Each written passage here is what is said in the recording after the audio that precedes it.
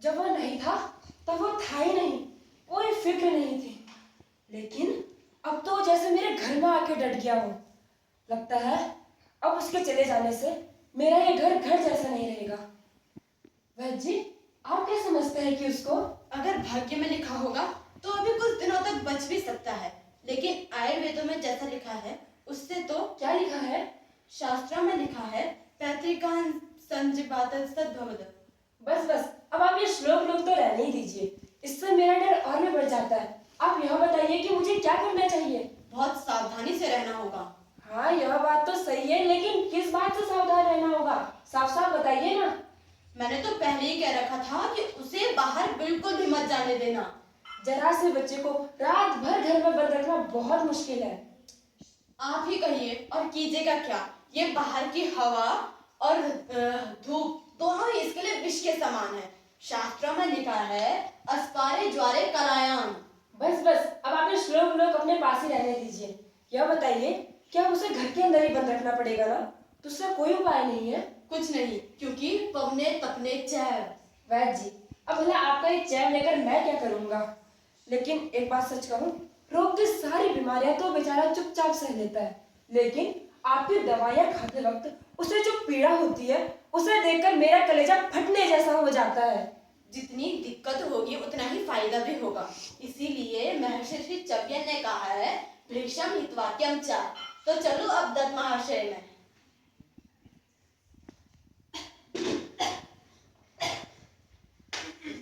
यह लो, दादाजी भी आ गए।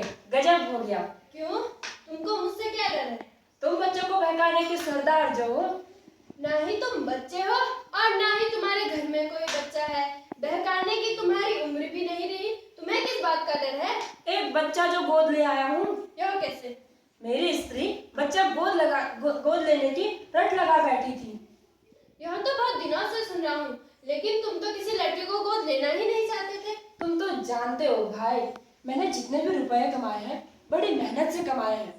फिर कोई पराया लड़का आकर मेरी मेहनत की कमाई को बिना हाथ पैर लगाए उड़ाता रहेगा, यह बात सोचने में भी खुशी है। लेकिन यह लड़का मुझे न जाने कैसा लग गया है कि इसके लिए जितना खर्च करते हो उतना ही समझते हो कि रुपयों का सबसे बड़ा भाग्य यही है। हाँ, पहले मेरा धन कमाना एक नशे की तरह था। बिना कमाए मुझे चैन ही नहीं आता था, लेकिन अब मैं जितना भी कमाऊंगा वो सब इस बच्चे पे जाएंगे। ये सोचकर मुझे अपनी कमाई में एक आनंद ही मिलता है। पर भाई, यह तो बताओ इस बच्चे को पाया कहाँ से? गांव के रिश्ते से। यह मेरे रिश्ते का भतीजा है। बचपन से ही बेचारे की माँ नहीं है, अभी कुछ सालों पहले इसका बाप भी जाता रहा। तब तो इसे मेरी जरूरत है। वैद्य जी ने कहा है इसे बात, पित्त और कफ जैसी बीमारियां एक साथ हो गई है, जिससे कि उसके बचने की उम्मीद बहुत कम है। सिर्फ एक उपाय है, किसी तरह उसे इस जाड़े की धूप और हवा से बचाकर रखना होगा। लेकिन घर से बाहर जाना ही तो तुम्हारे बुढ़ापे का खेल है, इसीलिए तुमसे डर लगता है। तुम झूठ नहीं कहते भाई, मैं बड़ा डरावना हो चला हूँ इस जाड़े की धूप और हवा की ही तरह। लेकिन भाई, घर में बांध कर रखने वाले कुछ खेल भी मैं जानता हूँ। जरा अपना काम धंधा निपटा कर आओ, तब उस बच्चे से दोस्ती गांठ लूंगा।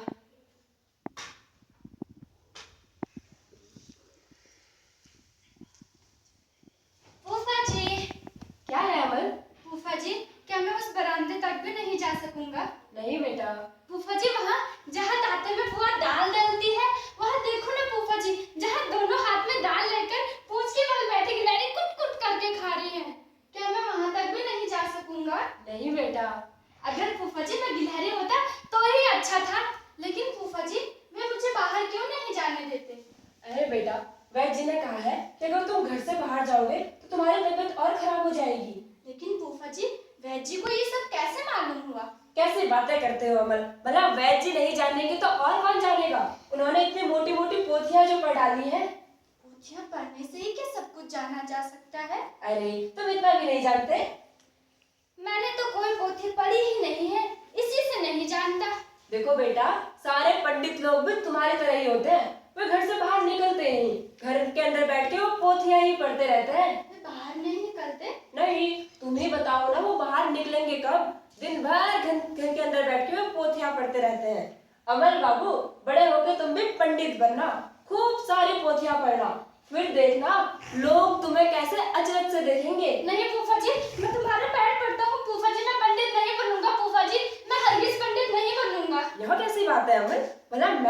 होता तो खुद को धन्य समझता। फूफा जी, देखने की जितनी सारी चीजें हैं उन सबको देखूंगा, बस देखता हुआ घूमा फिरूंगा। सुनो तो जरा, देखो वो क्या, देखने को है ही क्या। अपनी खिड़की के पास से जो पहाड़ी दिखाई देती है ना, मेरा बड़ा जी करता है कि उसे पार करके मैं कहीं दूर चला जाऊं।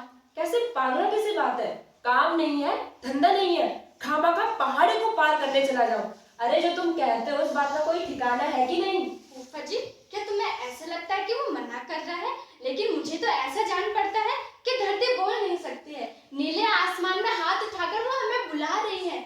बहुत दूर पहाड़ी के जो लोग अपने घरों में बैठे रहते हैं ना, दोपहर के वक्त, वे भी अपनी खिड़की के पास आकर वो पुकार सुन पाते हैं। लेकिन शायद पंडित लोग नहीं सुन पाते। हाँ, क्योंकि वो तुम्हारी तरह पागल नहीं है ना, और वो सुनना भी नहीं चाहते। कल मैंने अपने जैसे पागल को देखा था। सचमुच? सुनो तो सही, कैसा था वो? उसके कंधे में बांस की लाठी, लाठी के एक सिरे में पोटली बंधी थी और पैरों में नागौरी जूते पहने वो आदमी उस मैदान की राह से जा रहा था। मैंने उसे पुकारा, कहाँ जा रहे हो? तो कहने लगा, कहीं भी चला जाऊं, पता नहीं। फिर मैंने पूछा, क्यों जा रहे हो? तो कहने लगा, काम ढूंढने। अच्छा फूफा जी, क्या काम भी ढूंढना पड़ता है? पड़ता क्यों नहीं, न जाने कितने लोग काम ढूंढते फिरते हैं। तब तो ठीक है फूफा जी, मैं कब तक अच्छा हो जाऊंगा? बेटा, अब तुम्हारे अच्छे होने में बहुत देर नहीं है। अच्छे होने में देर नहीं है, तब तो अच्छा होता ही चले जाऊंगा। कहाँ चले जाओगे? कितने ही टेढ़े मेढ़े झरनों के पानी में पैर डुबो डुबो कर उन्हें पार करके कहीं दूर काम ढूंढते हुए चला जाऊंगा। अच्छा ठीक है बेटा, पहले तुम ठीक हो लो, उसके बाद ये मत कहना कि पंडित बनो। अच्छा ठीक है बेटा, फिर तुम ही बता दो कि तुम क्या बनना चाहते हो। अच्छा सवाल है, सोच कर बताऊंगा। अच्छा बेटा, मुझे काम के लिए देर हो रही है, मैं जा रहा हूँ, लेकिन तुम घर से बाहर मत जाना। ठीक है फूफा जी, मैं नहीं जाऊंगा।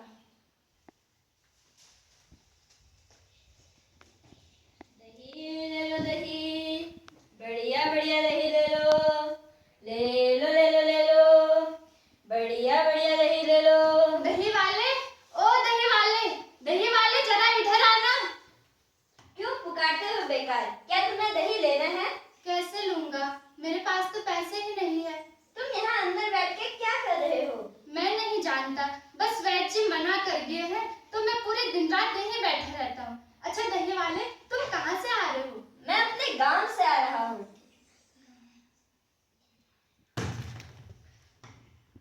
लो बेटा, थोड़ी दही खा लो। मैं कैसे खा लूँ, मेरे पास तो पैसे ही नहीं है। नहीं, पैसे की कोई बात नहीं है, अगर तुम थोड़ी दही खाओगे तो मुझे अच्छा लगेगा। तुम्हें बहुत देर हो गई है क्या? नहीं नहीं, मुझे ना ही कोई देर हो रही है और ना ही कोई नुकसान। दही बेचने में क्या आनंद है वह मुझे आज पता चला। ठीक है बेटा, अब मैं जाता हूँ। ठीक है दही वाले। दही ले लो दही, बढ़िया बढ़िया दही ले लो। दही ले लो दही, बढ़िया बढ़िया दही, दही ले लो दही, बढ़िया बढ़िया दही। अरे ये रात में पहरेदार कहाँ जा रहा है? पहरेदार, अरे पहरेदार जरा इधर आओ ना। अरे इस तरह क्यों चिल्लाते हो, मुझसे डर नहीं लगता क्या? तुमसे डरने की क्या बात है? अगर मैंने एकदम से तुम्हें पकड़ लिया तो? पकड़ लिया तो कहाँ ले जाओगे? उस पहाड़ी के पास? अगर मैं तुम्हें एकदम से राजा के पास ले गया तब? राजा के पास तो ले चलो, लेकिन मुझे तो यहाँ से कोई कहीं नहीं ले जा सकता है। मुझे तो पूरे दिन रात यहीं बैठा रहना पड़ता है। लेकिन क्यों?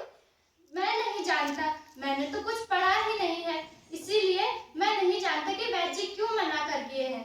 अच्छा, वैद्य जी ने मना ही की है, इससे तो तुम्हारा मुंह सफेद पड़ गया, आंखों के किनारे शाही आ गई है और तुम्हारे हाथों की नस भी उभर आई है। पहरेदार, तुम घंटा न बजाओगे? अभी तो समय नहीं हुआ। अच्छा बताओ, तुम्हारा घंटा क्यों बजता है? ताकि लोगों को ये पता रहे कि अभी समय चलता जा रहा है, समय अभी रुका नहीं है। अच्छा सुनो, तुम्हें पता है वहाँ एक नया डाकघर खुला है? डाकघर? किसका डाकघर? किसका डाकघर होगा? राजा का ही तो डाकघर होगा, ये फिर कैसा लड़का है। अच्छा सुनो, अब मैं चलता हूँ, कल सवेरे मैं फिर आऊंगा और तुम्हें पूरे नगर की ताजी ताजी खबरें सुना जाऊंगा। ठीक है।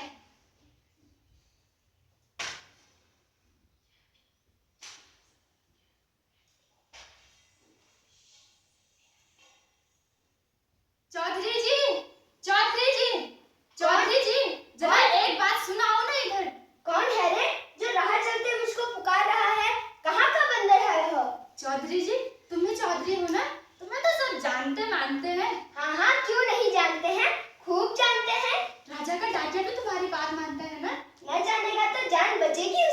अच्छा चौधरी जी, तुम डाकिए से कह देना कि मैं ही अमन हूँ और मैं इसी खिड़की के पास बैठा रहता हूँ।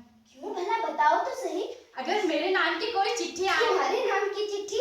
तुम्हें भला कौन चिट्ठी लिख सकता अगर है? राजा कोई चिट्ठी राजा तुम्हें चिट्ठी लिखेगा? क्यों नहीं लिखेगा?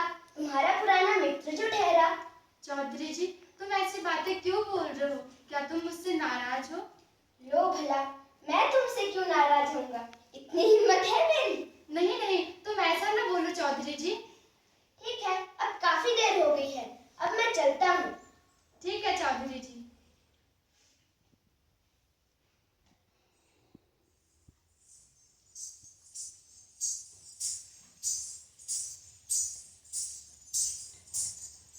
अरे सुनो, ये पायल खनकाती हुई कहाँ जा रही हो? अरे सुन तो जाओ, रुको ना भाई, अरे रुक तो जाओ। मुझे रुकने की फुर्सत नहीं, वक्त जो बीता जा रहा है। असल में तुम रुकना ही नहीं चाहती हो, अब मैं भी यहाँ बैठा नहीं रहना चाहता। तुम्हें देखकर मुझे भोर की तारीख याद आ रही है। बताओ ना तुम्हें क्या हुआ है? मैं नहीं जानता कि मुझे क्या हुआ है, बस वैद्य जी मुझे घर से बाहर निकलने को मना कर गए हैं। तब तो तुम्हें यहीं बैठा रहना चाहिए। बाहर देखकर तुम्हारा मन छटपटा रहा होगा ना, तो मैं आधा खुला दरवाजा भी बंद कर देती हूँ। अरे नहीं नहीं रुको, सिर्फ वही खुला है, अगर तुम उसे भी बंद कर दोगे तो मैं कैसे जी पाऊंगा? अच्छा तुम ये बताओ, तुम हो कौन? मैंने तुम्हें पहचाना ही नहीं। मैं सुधा हूँ, सुधा? यहाँ के मालिन की बेटी। तुम क्या करती हो? डाला भरकर फूल लाती हूँ और उनकी माला गुथती हूँ। अभी मैं फूल लेने ही जा रही हूँ। अच्छा फूल लेने जा रही हो, इसीलिए तो तुम्हारे दोनों पैर थिनक रहे हैं और पायल बज खनक रही है। अगर मैं भी बाहर निकल सकता तो मैं भी ऊंची डाल के ना दिखने वाले फूल पे तोड़ के लाके आता। भले लड़के की तरह वहीं बैठे रहो। अच्छा सुनो, तुम लौटते वक्त मेरे लिए एक फूल लेके आओगी? फूल तो मैं ले आऊंगी, लेकिन उसका दाम भी तो देना पड़ेगा ना। हाँ, जब मैं बड़ा हो जाऊंगा तब दाम दे दूंगा। ठीक है, ये भी सही। लेकिन तुम आओगी ना? हाँ मैं आऊंगी। तुम आओगी? हाँ आऊंगी। तुम मुझे भूलोगी तो नहीं? मेरा नाम अमन है, याद रहेगा? हाँ हाँ मुझे याद रहेगा, मैं नहीं भूलूंगी तुम्हें। अब मैं चलती हूँ।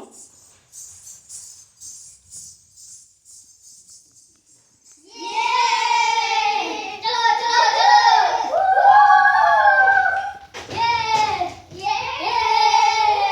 अरे सुनो, अरे रुको, कहाँ जा रहे हो? अरे सुन तो जाओ, अरे रुको, कहाँ जा रहे हो तुम सब? खेलने जा रहे हैं। खेलने? अरे रुको रुको, कौन सा खेल खेलने जा रहे हो? हम लोग खेती का खेल खेलेंगे। वहाँ ना हमारा हल, और हम दोनों तो बैल हैं। चलो अरे सुनो सुनो, तुम थोड़ी देर मेरी खिड़की के बाहर खेलो ना। यहाँ हम किस तरह से खेलेंगे? मेरे पास बहुत सारे खिलौने हैं, वो मेरे किसी काम के नहीं है। यहाँ रखे रखे इनमें बहुत धूल जम गई है। ये लो, तुम ले लो इनको। ये बॉल। ये अच्छा भालू है। और ये कितना अच्छा, ये गोरिल्ला है। कितना अच्छा भालू। और हम ये वापस नहीं देंगे। हाँ हाँ मत देना, मुझे नहीं चाहिए। तुम्हें बुरा नहीं लगेगा? मुझे कोई बुरा नहीं लगेगा, बस तुम लोग मेरी खिड़की के पास आके खेलना। अच्छा ठीक है। वाह। अच्छा भाई, हमारे जाने का समय हो गया है। तुम लोग कल फिर से आओगे ना? हाँ जरूर आएंगे। होगा। ठीक है।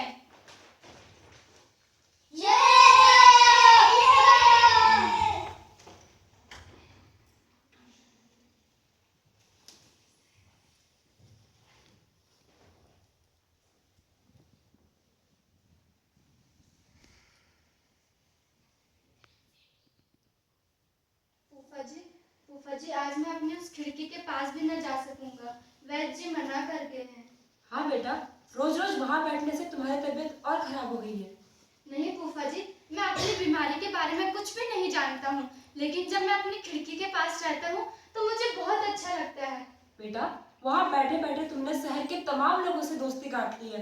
रोज सुबह मेरे दरवाजे पे एक मेला जैसा लगा रहता है। देखो तो सही, आज तुम्हारा चेहरा कैसा फीका पड़ गया है। फूफा जी, मेरा आज वो फकीर मुझे उस खिड़की पर न देखकर शायद लौट जाएगा। फूफा जी प्लीज मुझे उस खिड़की के पास जाने दो ना। बेटा, तुम्हारा वो फकीर है कौन? वही तो है मेरा फकीर, जो मुझे न जाने कितने देश विदेशों की बातें बता जाता है। मुझे उसकी बातें बहुत अच्छी लगती है। कौन? मैं तो किसी फकीर को नहीं जानता। फूफा जी, उसके आने का ठीक यही वक्त है। फूफा जी, मैं तुम्हारे पैरों करता हूँ फूफा जी। तुम बाहर जाकर उस फकीर को अंदर ले आओ ना फूफा जी। अच्छा ठीक है बेटा। यही यही तो मैं है मेरा फकीर। आओ फकीर, मेरे बिछौने पर बैठो। यह क्या? यह तो मैं फकीर हूँ। फकीर तुम आज कहाँ गए थे? मैं क्रेंच द्वीप गया था, अभी अभी वहीं से लौट रहा हूँ। क्रॉस द्वीप से? क्यों, तुम्हें इतना अचरज क्यों होता है?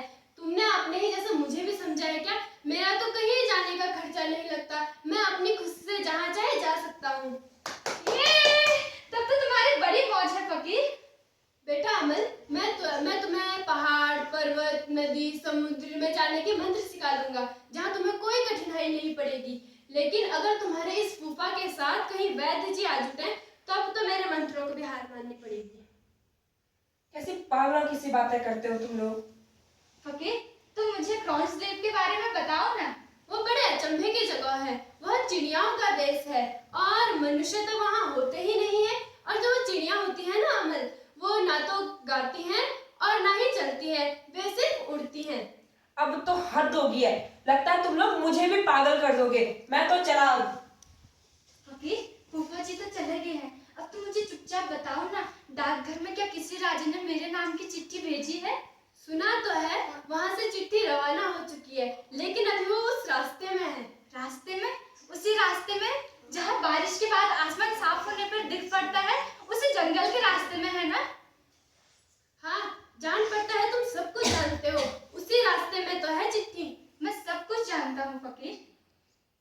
अच्छा फकीर, जिन राजा का डाकघर है क्या तुम उन्हें जानते हो? जानता क्यों नहीं, मैं तो रोज उनके पास भीख लेने जाया करता हूँ। तब तो ठीक है, जब मैं अच्छा हो जाऊंगा ना तो मैं भी उनके पास भीख लेने जाया करूंगा। बेटा अमल, तुम्हें तो भीख लेने की जरूरत ही नहीं पड़ेगी, जो देना होगा वो वे मांगे दे देंगे। फकीर देखो ना, आज मेरे आंखों में अंधेरा छाता जा रहा है, ऐसा जान पड़ता है जैसे सब सपना हो। अब जी करता है कि चुपचाप लेटा रहूं, बोलने की इच्छा भी नहीं होती है। लेकिन फकीर क्या राजा मेरे नाम की कोई चिट्ठी भेजेंगे? हाँ चिट्ठी आज ही आएगी, जरूर आएगी। क्यों रे लड़के? फकीर तुम्हें लग रहा कि मैं सो रहा हूँ, लेकिन मैं सोया नहीं हूँ। मुझे ऐसा लग रहा है जैसे मेरे माता और मेरे पिता मेरे सिराने बैठकर बातें कर रहे हो। मैं सारी बातें सुन पा रहा हूँ, दूर दूर की बातें भी सुन पा रहा हूँ। दरवाजा खोलो। कौन है ये? कौन हंगामा खड़ा करता है? चौधरी जी, कहीं ये डकैत तो नहीं? कौन है रे? पंचानन चौधरी हूँ। पंचानन चौधरी की बोली सुनकर कोई भी डर जाता है, चाहे वो बड़ा से बड़ा डकैत क्यों ना हो। उन्होंने दरवाजा भी तोड़ दिया है, कोई आहट ही नहीं मिलती थी। महाराज आज रात को आएंगे। अब तो गजब ही हो गया। कितने रात बीते सिपाही जी? महाराज कितने रात बीते आएंगे? दोपहर रात में, जब मेरा दोस्त पहरेदार नगर में घंटा बजाएगा तभी। हाँ तभी राजा ने अपने छोटे दोस्त को देखने के लिए भेजा है, अपने सबसे बड़े वैद्य को। क्या क्या चारों तरफ से बंद क्यों है? खोलो खोलो, जितने भी खिड़की दरवाजे हैं सब खोलो। क्या हाल चलता है बेटा? बहुत अच्छा, बहुत ही अच्छा लग रहा है। अब ऐसा जान पड़ता है जैसे सारे रोग खत्म हो गए हो, कुछ दर्द नहीं है, सब कुछ खुल गया है।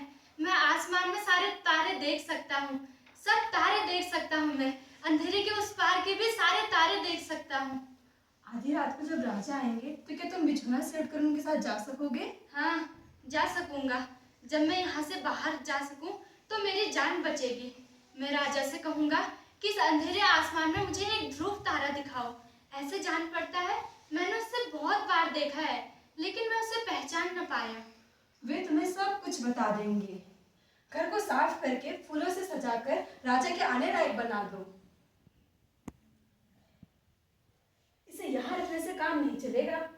नहीं नहीं नहीं राजवैद्य, उसे मत निकालो, वो मेरे दोस्त हैं। अच्छा ठीक है, अगर ये तुम्हारे दोस्त है तो ये भी यहीं रहे। बेटा बेटा, राजा तुम्हें बहुत प्यार करते हैं और आज वो तुमसे मिलने खुद यहाँ आ रहे हैं। तुम जो चाहो उससे मांग सकते हो। तुम तो जानते ही हो हमारी हालत इतनी अच्छी नहीं है। हाँ मैं जो चाहूँ वो सब मांग सकता हूँ राजा से। तो तुमने क्या तय किया बेटा? फूफा जी मैंने तय किया है कि मैं राजा से कहूँगा कि वे मुझे अपना डाकिया बना ले। हाय रे मेरी किस्मत। फूफा जी, तुमने राजा के आने के खाने पीने के लिए कुछ व्यवस्था की है? उन्होंने कहा है तुम्हारे हाथों में चने चबे नहीं खाएंगे। चने चबेने चौधरी जी। अगर किसी को खाने के लिए मेरे घर भेज दो तो खाने की अच्छी अच्छी चीजें मिलेंगी। कोई जरूरत नहीं है, तुम सब लोग शांत हो जाओ। लो, इसे तो नींद भी आ गई है। मैं इसके सिरहाने पर बैठूंगा। दिए की रोशनी को बुझा दो और अब आसमान की रोशनी से ही आवे। लो, इसे तो नींद भी आ गई है। दादा, तुम इस तरह मूर्ख की तरह हाथ जोड़े क्यों खड़े हो? मुझे तो बहुत अजीब सा डर लग रहा है। ये जो लोग मेरे घर को अंधेरा किए देते हैं, क्या यह अच्छा लक्षण है? तारों की रोशनी से हमारा क्या होगा? चुप रहो अविनाशी, ऐसी बातें नहीं बोलते। अमल, अमल कहाँ हो तुम? वह तो सो रहा है। लेकिन मैं तो उसके लिए फूल लाई हूँ। क्या ये फूल मैं उसके हाथों में नहीं दे पाऊंगी? अच्छा, दे दो फूल। अच्छा, ये कब जागेगा? अभी जब राजा आके इसे पुकारेंगे।